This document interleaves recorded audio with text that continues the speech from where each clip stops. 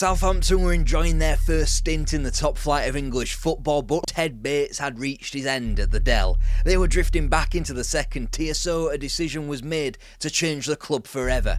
Lawrie McMenemy was promoted as manager. Cristiano to Stokes, who's onside. 1-0.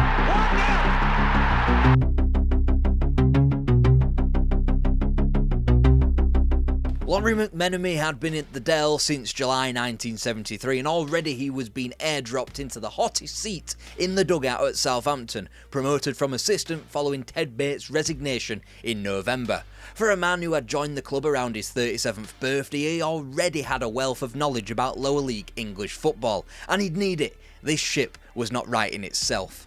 Mills.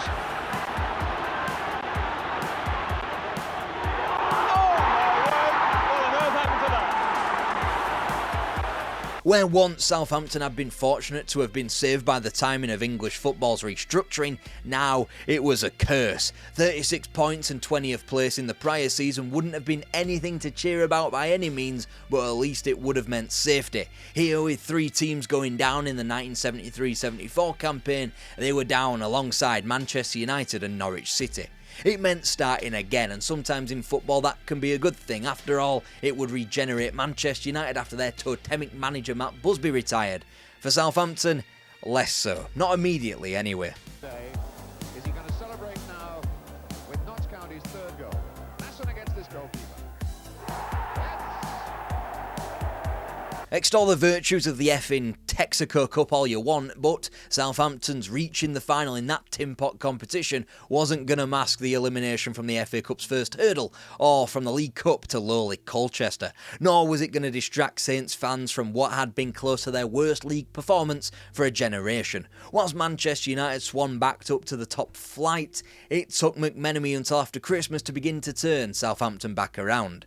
That summer, Peter Rodriguez was taken from the jaws of retirement and running a pub when he had been released by Sheffield Wednesday. Instead, he was sent down the motorway and handed the captain's armband at the Dell. Shannon, Stokes, for Holmes, and number 3, his man. But will he finish it? Yes, he does.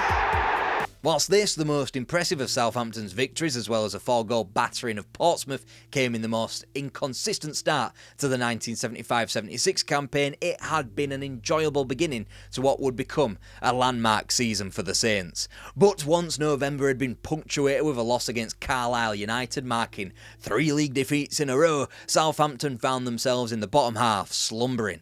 In advance of 76, that would be rectified, 5-1 on the spin. When the FA Cup came round at the turn of the year, Southampton were still well in contention for one of the 3 promotion places. And given their third round opponents were the reigning League Cup winners, all-round good cup team and the recently promoted Aston Villa, the Saints would probably be cast aside and be allowed to focus solely on the league. Then Hughie Fisher ruined that idea by rescuing a replay out of the third round tie at the Dell before Villa Park was stunned in the replay. Blackpool were next, a mid-table team beneath Southampton, but also a team that scored the odd goal in 7 when the pair met earlier on in the league. Thankfully, this one was on home soil and the Saints went marching into the 5th round, where they met another second-tier opposition in West Bromwich Albion, a team who had since leapfrogged Southampton in advance of the Valentine's Day clash at the Hawthorns. Nonetheless, the Saints still kept promotion in their eyeline in what was increasingly a condensed division. Once the Hawthorns and a sickness bug was survived, this cup run could really get going. After good work and a return pass from Bobby Stokes, Mick Channon accelerated onto the loose ball. McCallion. So Gilchrist. In well. Goal. 2-0. The Baggies were deflated in the replay 3 days later. A free kick sunk a 4th tier Bradford City before a similarly lower league Crystal Palace had gone down in the semi-finals, despite McMenemy having to unload on a group of players for boozing pre-game. In the final, this was not Manchester United of Sir Matt Busby globe-trotting around the gaff in the European Cup, but still, Southampton were given the incredible odds of 7-1 to win the cup. McCallion to Stokes, who's onside.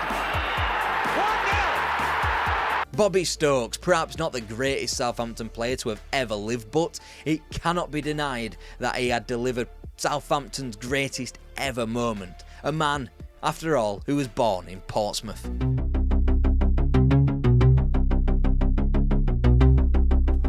L'OM a résisté pendant 30 minutes et a été estoqué en 5 minutes, c'est-à-dire en moins de temps qu'il ne faut pour le dire. Vous l'avez... Chasing is Shannon, this is dangerous. Shannon taking out. Oh my goodness me, well.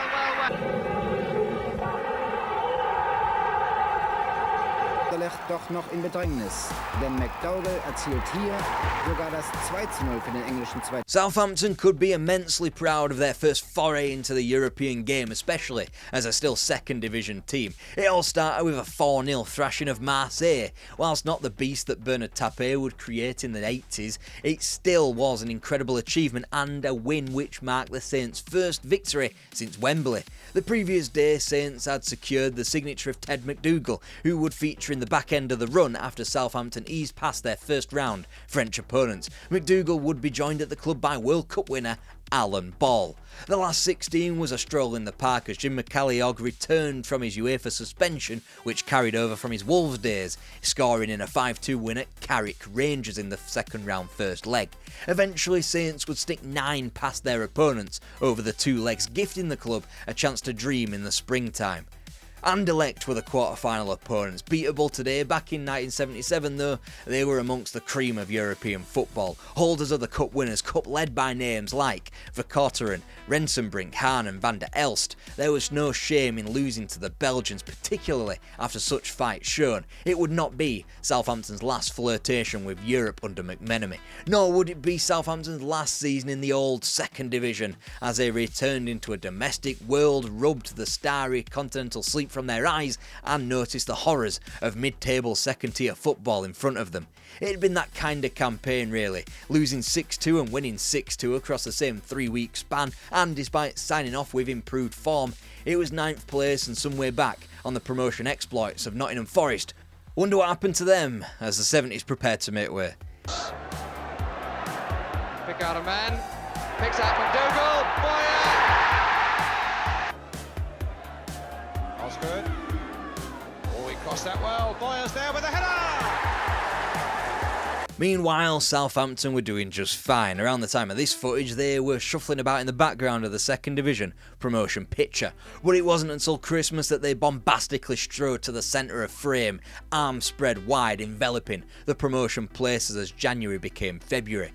Phil Boyer had been acquired from Norwich, the headline transfer of the prior summer, but Saints' attacking numbers largely remained the same. No, it was their improved defensive nous which ultimately took them up, as the amount of goals conceded nearly halved to 39 and the clean sheet tally doubled from 8 to 16. Lawrie McMenemy was a wanted man in the summer of 78, but then again it would be most summers from here on out. The club attempting to coax him from the Dell, this time Leeds United. Fast forward 5 months and that only becomes more ironic.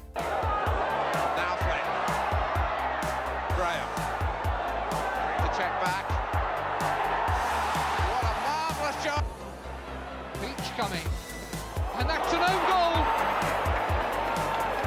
It had been a middling start to life back in the top flight, but it all spun on the dime of a 4-0 loss at Elland Road in November. From then on in, the Saints improved, taking 4 wins in succession against Birmingham, Man City and Coventry. Comfy in mid-table when the mistletoe was being eaten or presents were being opened after fucking dinner or whatever Southerners do on December the 25th, the season quickly became all about the League Cup. After an initial 5-star performance over Birmingham, the Saints had had a rough ride of it in the old Alan Hardacre, being drawn top-class teams in Derby and Man City, who were narrowly traversed with a Reading replay sandwiched in between. Then it became a fight between Leeds and Southampton, not over McMenemy's signature, but over a spot at Wembley against reigning champions of England, Brian Clough's Nottingham Forest. 2 down at Elland Road, Southampton began the fight back in the away leg's second half. Goals from Nick Holmes and Steve Williams tying up the aggregate ahead of the Dell. 6 days later, it was the Saints who made the fast start, Terry Curran converting a Trevor Hebbard cross, which proved to be the only goal of the game. That's certainly one way to score your only goal of what was an otherwise unmemorable 9-month spell at the Dell. With only one league defeat and a couple of FA Cup progressions, Southampton entered Wembley in fine form, only 6 points back on the would-be champions of Europe and their final opponents. Right foot perhaps, no. Alan Ball. Played in there, now for Peach! And a goal!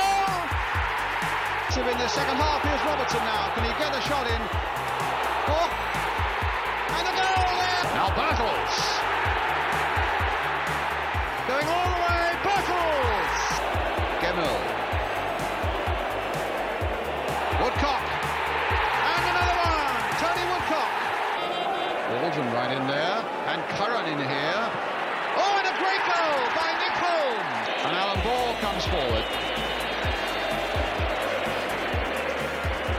to receive the tankard from Dr. Artemio Franchi. Rank outsiders just as they had been 3 years prior, but ultimately Southampton pushed their Wembley opponents all the way, but were facing stronger opponents than they had done in '76. 4 days later, the dream of replicating that feat had been extinguished after a hectic week continued with a draw in the 5th round of the FA Cup against Arsenal before elimination after a replay at Highbury.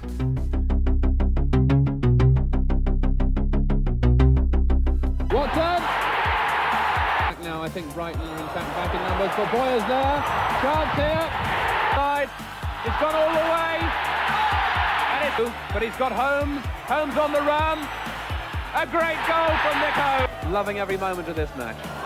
Phil Boyer nearly turning heaven. Oh, what a cracking goal from heaven. Silver medals in the league and then the League Cup, it was hard to see just where Southampton would go from here. With both cups sworn off by the 3rd round, the league had long since become the priority. When they were ejected out of the FA Cup's 3rd round by Birmingham City at St Andrews, Southampton were in what was now becoming familiar territory, 4th place in the league over the halfway point of the season. And whilst the 2 points for a win season prohibited another title challenge, it was a good start. Unfortunately, it was a stickier second half to what had been otherwise a half-decent campaign. Still, for a club the size of Southampton's, 8th wasn't bad going whatsoever. To Watson, and there's Nickel. Southampton. Oh, nearly took an equaliser there in here. Moran. Shannon miskicked it. Holmes didn't, and that's in. Got through the crowd. To say Southampton have been rattled by their 7-1 League Cup elimination to a Watford team that had been in the 4th division not long ago was an understatement. They'd gone from tied top of the league to begin September to 15th by the time a win at home to Arsenal signalled a return to form. The Saints wouldn't lose a game of league football between their November defeat at Main Road and a disappointingly turgid loss at Brighton on February the 24th.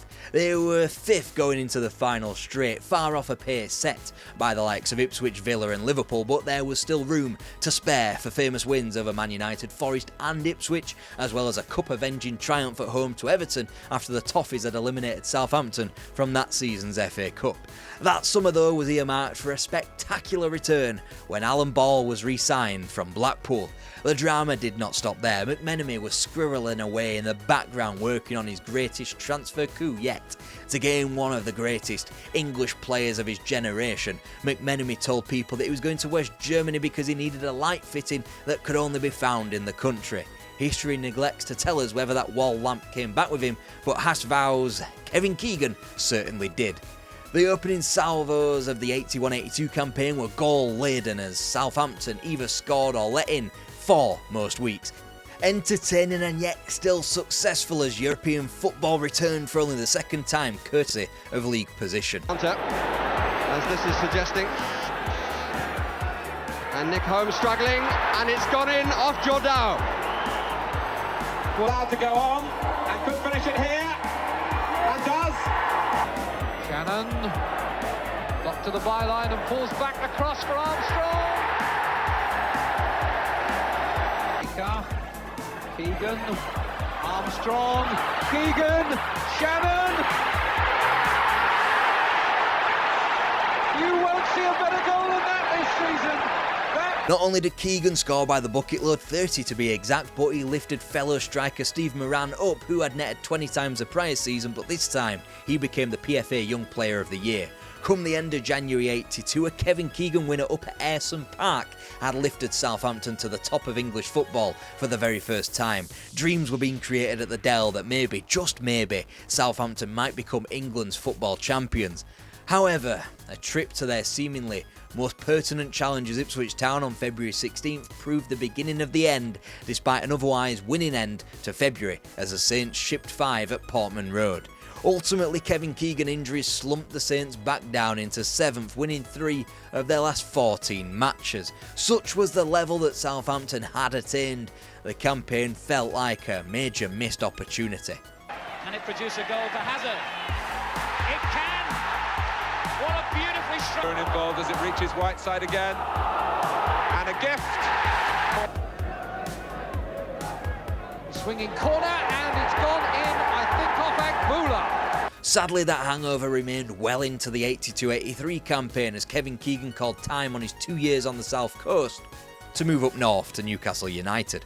Again, their time in the UEFA Cup was ended prematurely, this time more annoyingly on away goals to Swedish minnows. They'd last much longer in the domestic cups, out in December in the League Cup at Old Trafford, while Spurs ended Saints' FA Cup interests in the third round in January. If anything could be drawn as positive from the season, it was the continued emergence of Danny Wallace, who had made his debut as a 16-year-old in 1980, but was now coming to the fore, top scoring in Keegan's absence. 1983-84 marked the first cup clash with Portsmouth since a 5-1 evisceration in the FA Cup in 1906, and sure, Steve Moran's double at the City Ground against Clough's Nottingham Forest in the prior round might have been more impressive, but there was no quicker way into the Saints fans' hearts than what he did next. By Worthington, and Armstrong's got Wallace and Moran on the other side, and Moran is coming in, and Southampton have snatched it right at the very end in stoppage time. It had been a return to beating Pompey, but the 83-84 season had been a return to a kind of glory in league competition. Entering 84, Southampton were back amongst the heavy hitters, trailing Liverpool by just 6 points. And whilst losses to both Man United and Nottingham Forest took place between the first 2 rounds of the Cup, it didn't deter the Saints from a magical run on 2 fronts. And scored his 8th in their last 5 away games. To the line, and Armstrong!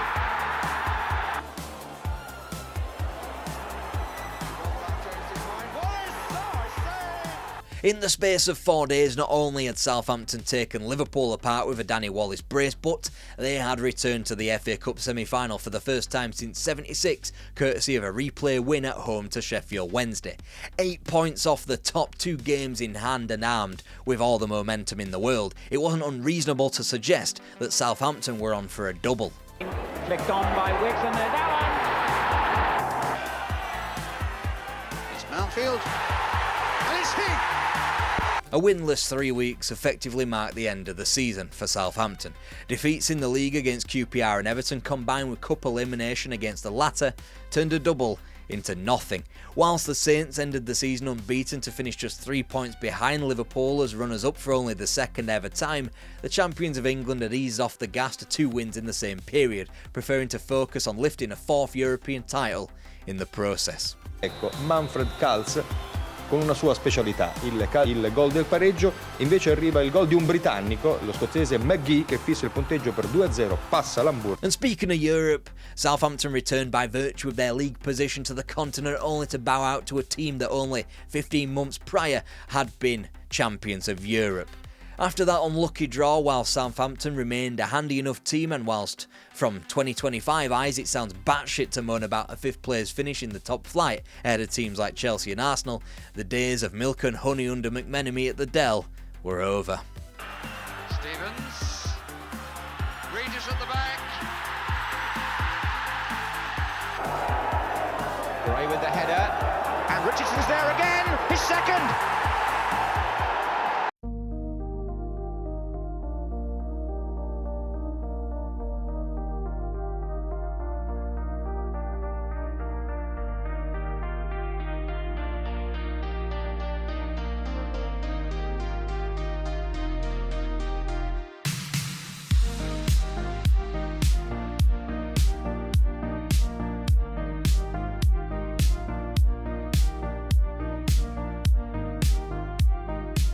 new to the channel and wondering just what the fuck it is I'm doing for the 2025-26 season, it's a tour of British football, which you can catch up on here.